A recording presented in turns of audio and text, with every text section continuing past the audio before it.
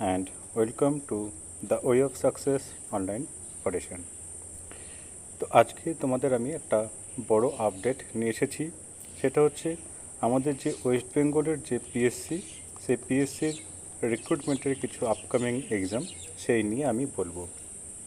মাঝে কিছু ঘটনা শোনা যাচ্ছিল যে কোনো একটা কারণে ওয়েস্ট বেঙ্গলের যে রিক্রুটমেন্টগুলো আগামী দিনে হওয়ার কথা ছিল সেগুলো কিছুদিনের জন্য পিছিয়ে যেতে পারে বিভিন্ন কারণে। স্পেশালি অনেকে বলছিল ওবিসির একটা সুপ্রিম কোর্টে কেস চলছে, সেই কারণে হয়তো পিছিয়ে যেতে পারে।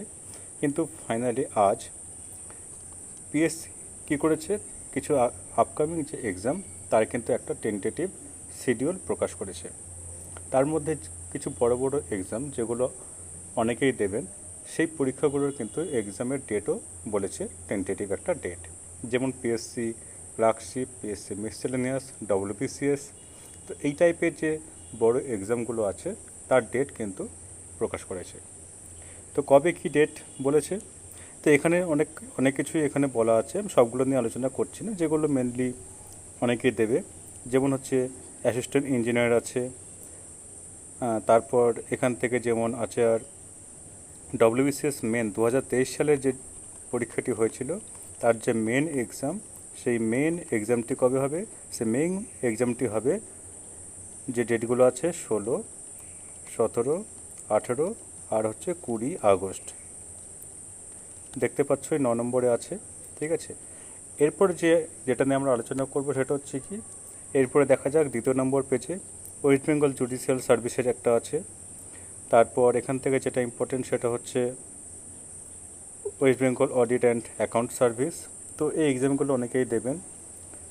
এবার আমরা যেটা দেখব সেটা হচ্ছে 3 নম্বর পেজে যেটা আছে সেটা হচ্ছে কি মিসসেলেনিয়াস। এই মিসসেলেনিয়াস এক্সামটা হচ্ছে অনেকেই দেবে। 19 নম্বরে যেটা আছে মিসসেলেনিয়াস, এই পরীক্ষাটাতেও কিন্তু অনেকে ফর্ম ফিল আপ করেছে।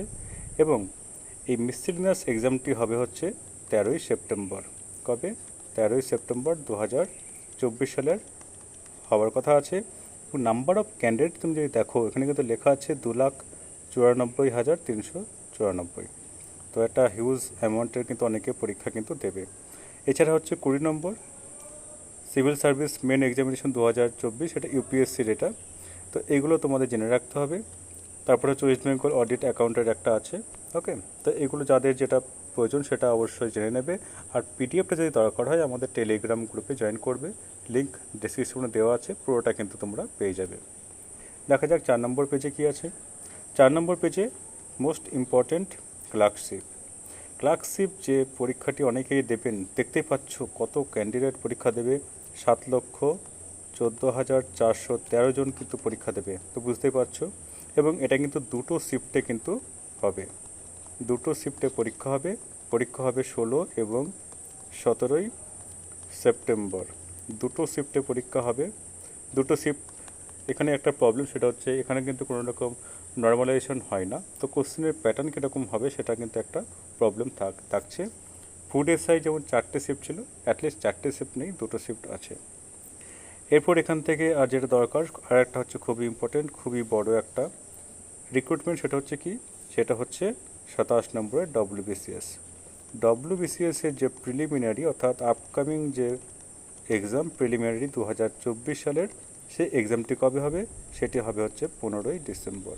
তো এটার ফর্ম ফিল আপ এখনও হয়নি, বাকিগুলো কিন্তু ফর্ম ফিল আপ হয়ে গেছে। ক্লার্কশিপ, মিসসেলেনিয়াস, প্রিলিমিনারি ডব্লিউবিসিএসের যেটা ফর্ম ফিল আপ এখনও হয়নি। ডেট দিয়েছে ডিসেম্বর, তার মানে ধরা যাক হয়তো কিছুদিনের মধ্যেই নোটিফিকেশন বেরিয়ে যাবে। ওকে, এরপর 5 নম্বরে কী আছে দেখা যাক।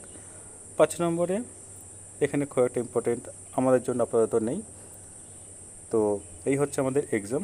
তো আমাদের যেটা বড় যেটা এক্সাম, বেশিরভাগ ক্ষেত্রে যেটা যে পরীক্ষাগুলো দেবে প্রত্যেকে, ক্লার্কশিপ, ডব্লিউবিসিএস মেন, মিসসেলেনিয়াস, যেগুলো আমাদের জন্য খুব ইম্পর্টেন্ট। তো আপকামিং এই পরীক্ষাগুলো আছে, তো এই পরীক্ষাগুলোর জন্য কিন্তু তোমরা প্রস্তুতি নিতে শুরু করো। আর তোমাদের আরেকটা কথা বলে রাখি, আমাদের কিন্তু অ্যারিথমেটিকের ব্যাচ কিন্তু চলছে। তোমরা যদি চাও তোমরা কিন্তু অ্যাডমিশন নিতে পারো।